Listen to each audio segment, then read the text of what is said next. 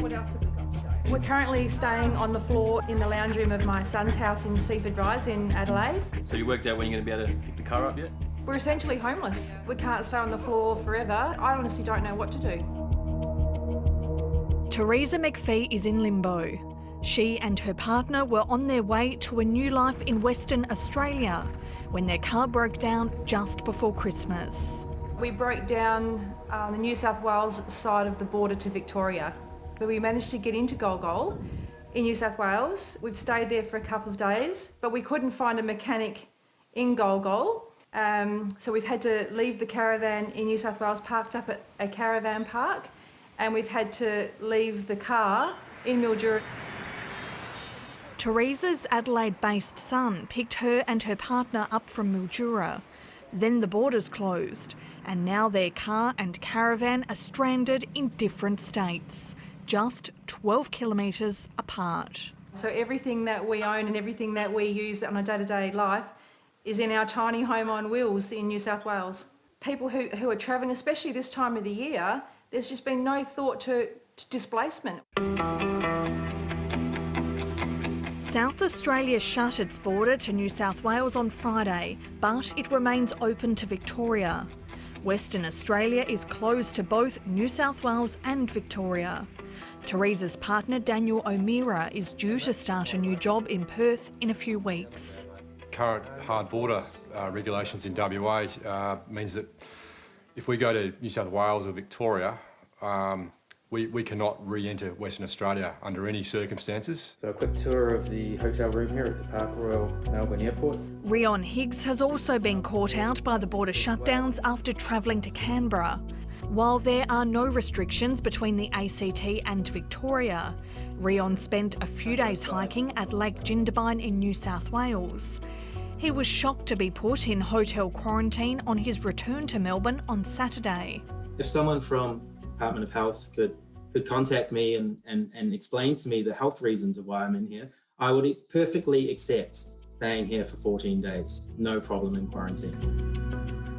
Rion visited Lake Jindabyne when it was a green zone with no restrictions, but returned to Melbourne after the region had been reclassified and the Victorian border shut to New South Wales.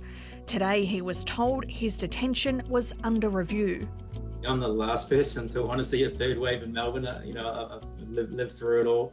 But I guess in my particular case, I feel like I'm taking up a room for someone else who's on a waiting list overseas. We've got about 248 as at now, that may change today, people who are either Victorians or New South Wales people that are in hotel quarantine as a result of the border closures. Since we did the border closures, we've also announced an exemption process that they may or may not be eligible. Victorians were given a day's notice to get back home after the state government announced it was shutting its border with New South Wales on New Year's Day. The Emergency Services Minister says it is processing requests as quickly as possible for stranded locals. As I understand it, there's 2,798 applications for exemptions. They are being dealt with case by case. It's not blanket exemptions. Just miles and miles. It is a tough decision, and I understand it causes hardship for people. We've had to make this decision to protect what we've all built together, which is, what was 61 days of COVID-free community transmission in Victoria.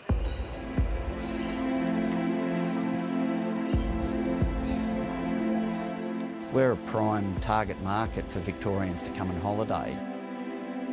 We're looking at, again, a pretty devastating peak holiday period.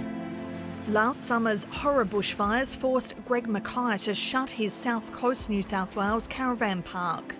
Now the border closure with Victoria has seen visitor numbers at his Tathra property plummet. Personally, I don't think it was a good idea for people to have to pack up on New Year's Eve and go. People had already started relaxing and enjoying themselves and having a few drinks. Clearly one would always like to give more notice of these things, but the situation that's evolving, we've seen through this year. It's, the way the virus works and evolves, you just don't always get that luxury. Simon Westaway from the Australian Tourism Industry Council says the government needs to extend JobKeeper beyond March to cushion the blow from the border closures and lost summer trade. If you just cut the numbers and you look at January being the biggest month, we're probably looking at around about $15 to $17 billion of trade and activity in terms of tourism and travel and hospitality that's occurring in the month of January. Now that's shattered.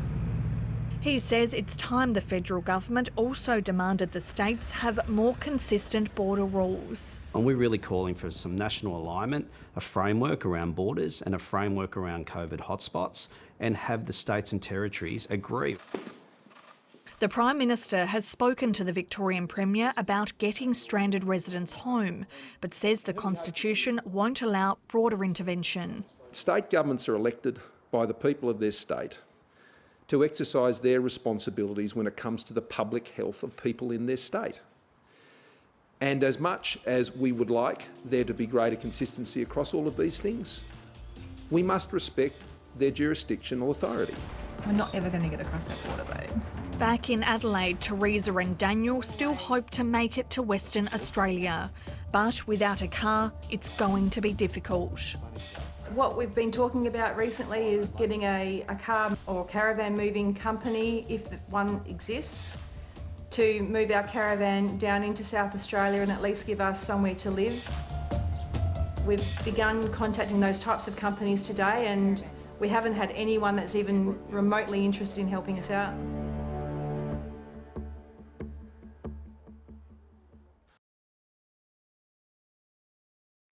Hi, I'm Lee Sales. Thanks for watching this story. If you'd like to watch more of 730's stories, they are on the left of your screen. And tap on the button below to subscribe and get the latest from ABC News.